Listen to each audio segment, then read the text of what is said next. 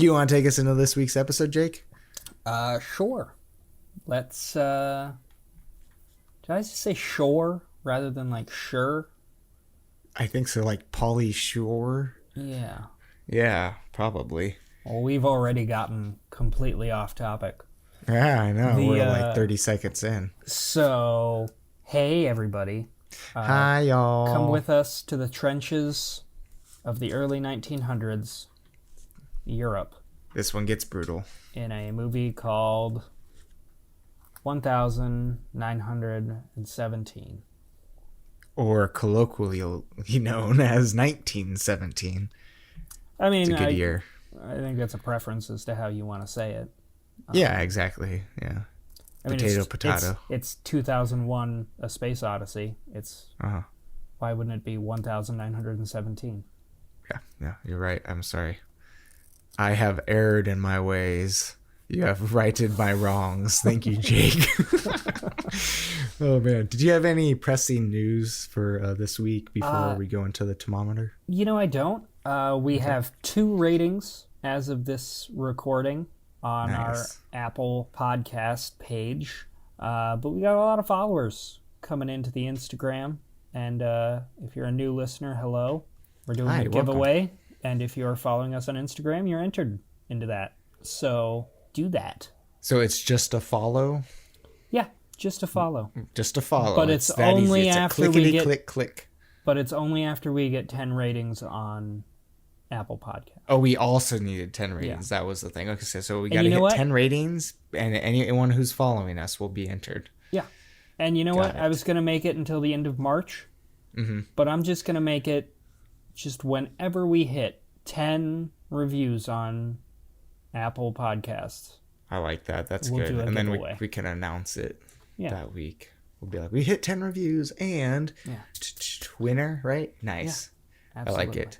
That'll be good. Cool. But other than that, no pressing news. No pressing news? All right. Would you like to venture your guess on the audience and critic scores of 1917, the movie? Yeah. Be respectful. It's called 1917, Zach.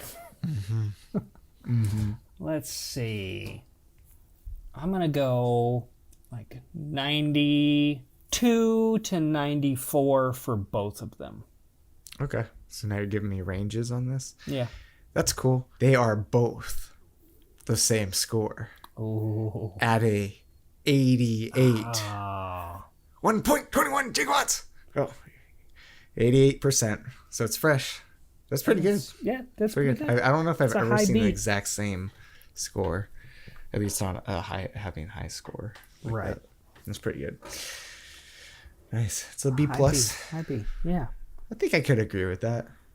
This is done really well though. Like it was really. So the thing that was intriguing to me is the whole long one shot thing, because obviously it's not actually one shot, but they have little tricks like that to like kind of the person passing from the camera or going to black behind a wall or just the wall probably could be a transition. I don't know. I was looking, there's 61 cuts in there. Right. Where they do that. So a lot of it is in that take. They did a lot of stuff, and there was give a background. There's 4 months of rehearsing, I guess, where they actually I didn't look into the details, but I imagine there was maybe some dress rehearsal, but then there's probably a lot of not dress rehearsal because that can be costly, I'm sure. But I'm writing more, which means that I'm reading more, and I'm reading screenplays along with the movie as I'm like watching it. It's really troublesome for me because I want, like, when it deviates from the screenplay, like it kind of throws me out. And like when Harry Met Sally, there was some editing things where they just switch stuff around in the edit that isn't reflected in the screenplay kind of thing. 1917 is word for word exactly what you see on the screen. You would need to. They were very meticulous, very planned out. Like, I think through their rehearsals, they timed everything out so they would know, like, how long a take was going to be. Yeah. And, like, when they'd need to do everything. Just the amount of... Where I feel like a lot of and I know it's not the case, but I feel like a lot of big movies these days feel like copy and paste. Like they don't put in a lot of the effort, and that just feels like going above and beyond in terms of effort to like do a one-shot movie like that. And then you've got Roger Deakins as the DP, making it look beautiful. It looks so good. There's so much good about the movie. I could almost give it like more of a 92 than an 88, to be honest, because the sound was really good. Not just like, they tend to do a really good job with war movies, especially nowadays, to have the sound be really good. But it was the not just the audio or audio mixing. It was the not composition, the music that was composed too, really helped set like a mood where it felt uneasy leading up into like where there was, you're like, is this supposed to be tense? I'm not sure, but the music is telling me that it is. You know what I mean? Right. There's a couple of specific moments that felt like that, and I was like, wow, this is really good. And it was 2 hours long, but it didn't seem like it was that long. They told a lot of story, but it was really just like one main plot plot line of got to get the message there, you know? Yeah. And to stop the attack. The lack of editing that they have in it, like, really showcases the power of editing. Mm-hmm. Because when you're going through, you know, a war zone and you have the same perspective as the characters going through it, like, you don't know what's going to come your way. Like, there's the kind of silhouetted shot where there's a soldier running toward him, and like halfway through he just starts shooting. Like, there's no cut to give you like a reaction or anything. You just kind of have to experience the movie with the characters. It's crazy. It kind of helps with immersing you in it, right? Because of that. And as an amateur video editor, I have, since college, when I took editing classes, have noticed the use of cuts in movies since, and I pay a lot of attention to that and continuity usually. So I'm pretty good at catching stuff like that. And this just had me, like, obviously sometimes I was kind of multitasking, so I would sit there for like 20 minutes, it's really hard to tell exactly, but I'm pretty sure they did this here. You know what I mean? Right. Like, holy crap. So that was just interesting. It was fun. Yeah. It was sad. Yeah. Like, I really thought that that Blake, I think, was the one that died. Yeah. Right? Was going to be the one to make it because of his brother, and they kept making it seem like that the other guy was going to die. Yeah. That's how I felt, because he kept getting, like, he injured himself, he fell, he cut himself. And so that was very subtle. It's like, it doesn't have to be that way, but it kind of had me thinking that, and then he didn't. And then so I'm like, I don't even think he's going to make it, because it was like 45 minutes. I don't remember. Maybe it could have been an hour when Blake died. Yeah. I'm like, holy crap, dude. He has to go all by himself now. Yeah, so that felt like a midpoint where it's like, okay, he's on his own now. And he was trying to be nice to the German. Right. And then he did the same thing, kind of. He was nice to the guy who was drunk. And and then he starts yelling, and he just has to choke him. Yeah. I'm not gonna lie, now that I'm thinking about it, I feel like this was, as a film and as kind of a war movie genre type, it may actually be my favorite now. Yeah. I really enjoy Full Metal Jacket because that's Kubrick, right? Yeah. Am I getting that wrong? Yeah, because I like his films. And a couple others. So, yeah, this is definitely up there for me, personally. Yeah. Same. Beautifully shot. Like, everything is so seamless. It's just such a collaborative effort by everyone. And the amount of planning and work that went into making that, like, it deserves all the accolades and awards that it got. I really like the simplicity of the story. Yes. And I think a lot of these, you know, war movies do have a simple story, at least in these back two that we're kind of going to. where you've got to go deliver this message. Like, first 5 minutes, you know what the movie's about. Like, you've got to go through all of this, and you're either going to make it and save a bunch of people, or you're not. And you keep the tension there by leading the audience to not know what's going to happen. You have a lot of people doubting like that Germans had cleared out, you know. So then the first part is, are they going to show up and like be in a firefight like right away? But then it's not. It is cleared out, and so like okay, and then so the tension drops. But then they trip that booby trap. Right. And you're like, oh my God, it's like they were planning this too, maybe? Yeah. It just, I'm at a loss for words. For me, like, it was just really well done. I think that's all I can really say about it. Like, it hit all the notes that it needed to hit for me. It was one that I didn't want to see when it came out. Like, I did want to see it, but it felt like it was going to be a harsh undertaking. And it was, but it wasn't as harsh of an undertaking as some other movies that are out involving this kind of same subject matter. It's a small story in a bigger world, which I really like.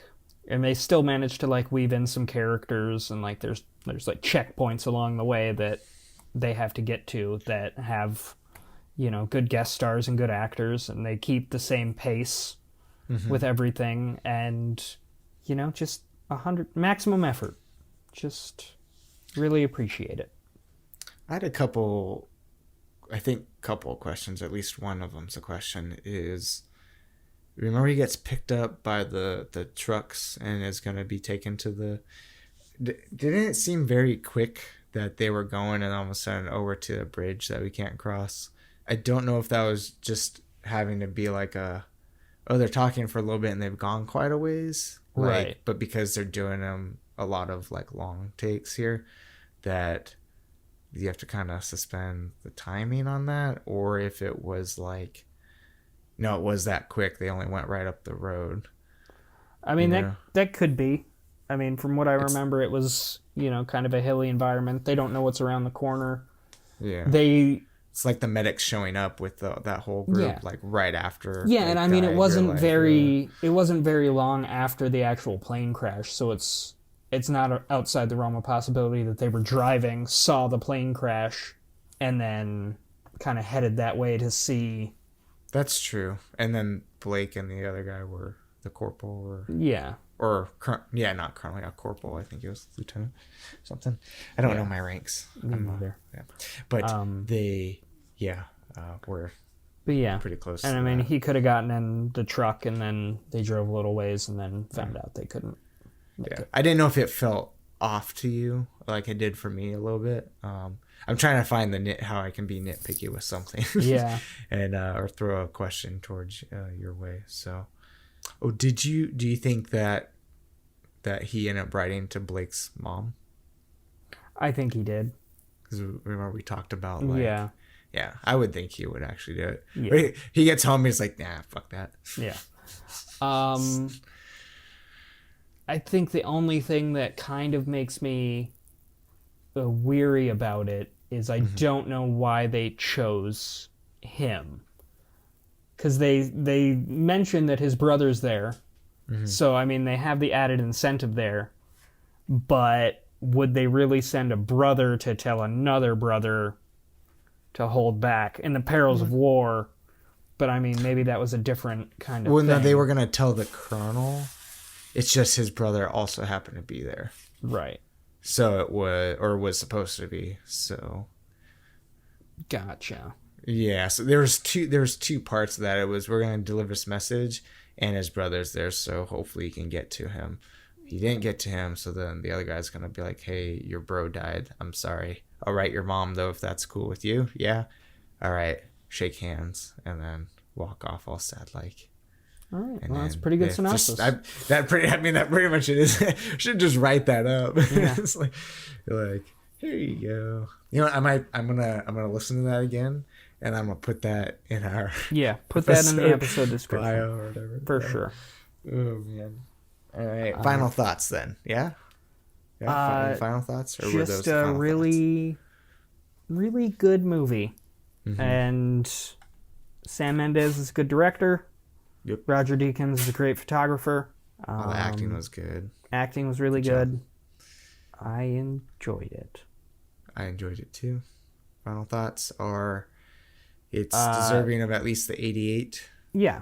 I think that's appropriate. I mean, the part that sticks with me, which is always like the fucked up parts, is when he cuts his hand on the barbed wire, and then they fall into the thing. The guy's face is there. They scream, and his hand falls back through the corpse of another guy. I was like, this dude has like, so many diseases now. Yeah. No, that was the first thing I thought. I was already like, ooh, if he doesn't get that like covered, it could get infected. He's gonna lose that hand. And then he touched that. I was like, oh, that's definitely infected now. Yeah. Let's see if he keeps his hand. That's part of them subverting your expectations too. With oh, this is going to be the guy that dies, but the guy that has a brother, he'll live because he's got a brother.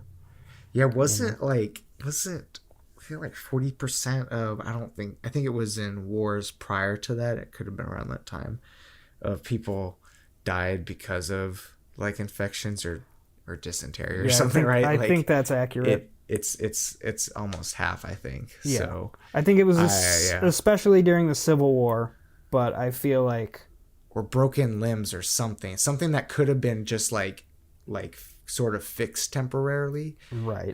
That saved a bunch more people by now. Something like that.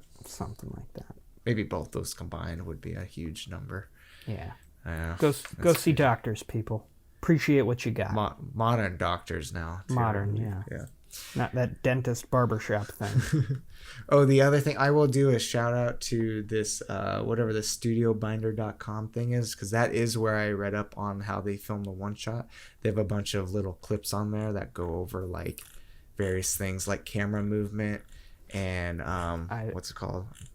Film blocking and things like that. I too have been watching some Studio Binder videos. Yeah, did you? Yeah, so I was like, oh, those are cool. They're very informative. And next week's episode is a doozy. It's a doozy, but it's another big, long 3-hour movie, basically. Where 1917 feels like a small story, this one feels like a gigantic story, but still just a small. Like I can't really explain it. They just like a simple story, but there's a big war going on. War and meaning behind the whole thing. It's very patriotic, right? Because there's like, we're gonna go and save Private Ryan. I said it. So yeah, next week's is Saving Private Ryan. For all you that want to watch ahead and listen to our critique, we appreciate it. We appreciate listening. You. I appreciate Jake's time here. I on my show. Zach's time. I mean, our show. Just kidding. Wow. It's our show. It's Jake and Zach. Your name comes first. Did that on purpose. Because Zach rhymes with Shaq. Yeah. Imagine we call it Zach and Jake. People are like, they were this close. You had one job. People would be so disappointed. The podcast. Yeah. All right. See you next week. See you next week, folks.